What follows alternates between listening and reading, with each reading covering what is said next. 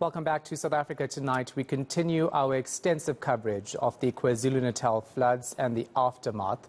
Our senior reporter, Siphamandla Goge, joins us again from Inanda. Sipa, we were speaking to you earlier and you were showing us visuals of people basically digging into the ground. And I'm not sure exactly why, because we went to Des Mtathia, who was giving us that aerial view. So just tell us exactly what's happening there and why. They are looking for a missing 14-year-old teenager who was swept away by water. Bongamkize will show you they are still continuing with their digging here. They say they've been looking for and asking for help from the authorities, but unfortunately none has arrived yet. So they have no choice but to look for the missing teenager. 4 people in total were washed away. 3 were able to survive. They are critical in hospital, we are told, including the father and 2 siblings of the missing teenager. Unfortunately, the teenager has not been found yet. So community members here in Tin Town, Amawoti in Inanda, are taking it upon themselves to look for the missing teenager. They say these floods have been very devastating here. Tabani Mhlongo is a community leader who's been with community members as they are trying to look for the missing teenager. Njomani, thank you very much for your time, Baba. Sichazela ukuthi amalungu omphakathi enzani la uduke nini lo enimbhekayo. Asibonga sipha. Njengoba sihlangene la namalungu omphakathi, sihlangene ngokucinga nokuzama ukuhanta intombazana ena 14 years. Ekade behlala la kulomuzi lo esimekuwona njengamanje ongasekho, oshawe idwala. Labakhombe ezansi ngesikhathi seyinhlakelele seyikhukhula zemvula batholakala ke ubaba nezingane ezimbili kwase kuthi ke lo yedwa wangakwazi ukuthi atholakale njengoba silana ke namalungu omphakathi sibhizi sizama ukufuna yena ukuthi ikuphi la esingazama ukuthi simbe khona sidige ngoba bacindezelekile abanye ngesikhathi betholakala bebecindezelekile umhlabathi. So sizama ukuphakamisa ke nezindlu lezi ezingezansi kwendlu kade behlala ngekuyona ngoba ibingenhla. Sithi sibheke nakuzona ukuthi angeke kwenzeke yini kube ukuthi mhlawumbe ufike wabhajwa khona masigumba khona sizokwazi ukumthola. Then uma sisuka lana ke sesizokwehlela phansi emfuleni ke siyogudla umfula, but besisalinde ukuthi akuthi ukwehla isimo samanzi ngoba besingeke sikwazi ukungena amanzi asephezulu. Kodwa ukusiphathe kabi ukuthi siwathintile amaphoyisa emtshebheni ophiko la kwa dog unit ukuthi awasondele azokwazi ukusilekelela ngokuthi nazo izinja zibe khona ukusilekelela ukuthi umkhondo angeke simthole yini umntwana.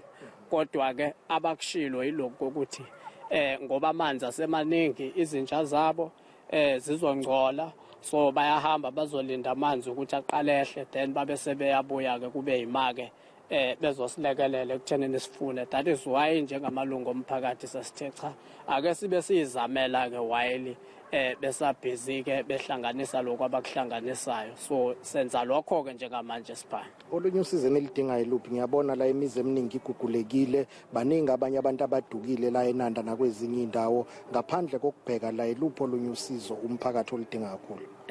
Singathi nje babosipha sizocela nje zonke inhlaka ezikhona ngaba ama NGOs ama NPO wosomabhizinisi basilekelele ngoba njengoba simela nje kaGumede umuzi ungekho. Akukhona kaGumede kuphela la khona umuzi ongekho khona. Abanazo abanalo ekhaya, abasenazo izingubo zokugqoka, abasenambhede endlini yokulala, abanakudla endlini baswele nje, and akusibo bodwa laba bakaGumede nabanye nje abaningi ababhekene nalesimo sipha. How is the situation of those who are in hospital laba bawu3 October critical? Ngokwendlela esichazwa ngayo isimo kuthiwa lo yedwa umfana usethe ukuba ngconywana ngoba useyakwazi ukukhuluma. Untombazana lomncane use ICU, ubaba uyedluliswa njengamanje njengoba sibe nawe la eMagandi bathi bamdlulisele eDington noma eAlbert Luthuli ngoba isimo sakhe sibukeka sinzima kakhulu. Kangangokuthi basitshelene ukuthi singa expecta noma yini njengoba sisebenza nje la imiqondo yethu si traumatized kakhulu. That is Thabani Mhlongo, who is the leader of the community here in Tin Town, Mawoti, basically painting a very disturbing picture of what happened here, saying the missing 14-year-old was inside the house. Yes, Bonga will show you it used to be a house occupied by people, but the only thing that is left now are just rocks and mud, and that only one sofa that you see over there. People have been disconnected, no water and electricity. The Premier of KwaZulu-Natal, Sihle Zikalala, saying ESCOM and municipalities are working hard to restore that. Let's take a listen. Are working hard. ESCOM, we have been in touch with them. They are working hard to restore services. Umngeni is also working hard to ensure that they clean their dams and their reservoirs so that they will be able to start connecting pipes that were destroyed and then start supplying water to the people. We are in touch with them. We want to assure all people of KwaZulu-Natal in all areas that have been affected that we are working hard and with speed to ensure that services are installed. And just outside the humanitarian issues that we're talking about and the search for bodies, Siphamandla, there's also reports of looting in some parts of KwaZulu-Natal.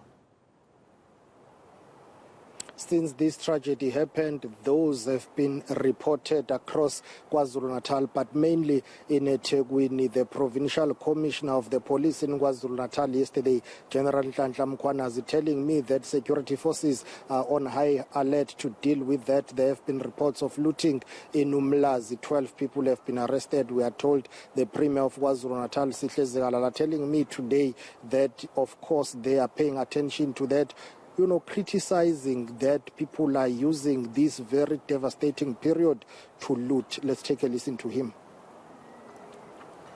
All those who tried to loot yesterday have been arrested. And for that, we thank and applaud the police for quick response. And in any case, in any situation, wherever there are people who try to loot, we will respond in the similar manner.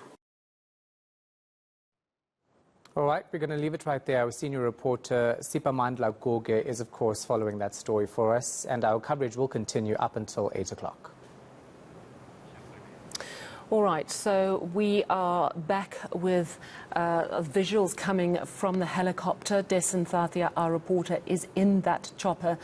And of course, it seems they are flying back to base at this point, but they have been out doing a surveillance of really what's been happening. It is possibly one of the only ways to really get an idea of the extent of the damage. As Desin was telling us a little earlier, you can certainly see that some areas are being mopped up, but of course, many areas remain absolutely devastated, in dire need of help. I'm just going to check if Desin can hear me. Desin, hi, we're with you live. Can you hear us?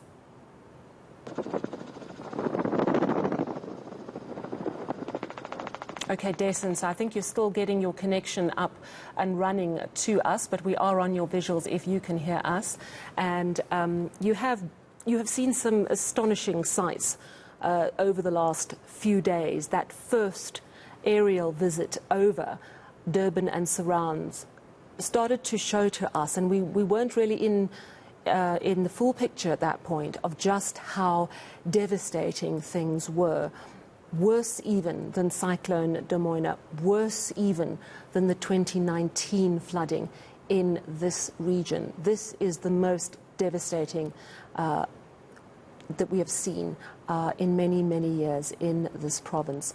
And we know that some areas had not even fully recovered from the damage done in 2019. Certain schools, for example, were still battling to repair all the infrastructure damaged in flooding. We do know that about 500 schools in and around the Durban area were initially closed as a precaution and then were closed because of the situation around access to many of those schools.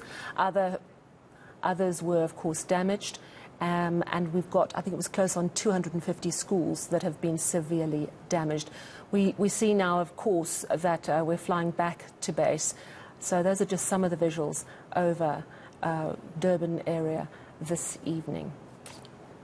Yeah, it's astounding to actually see exactly what's happened, the extent of the damage. And obviously authorities are saying it's still too early for them to even tell us that, because this is going to cost millions, if not billions. Yeah.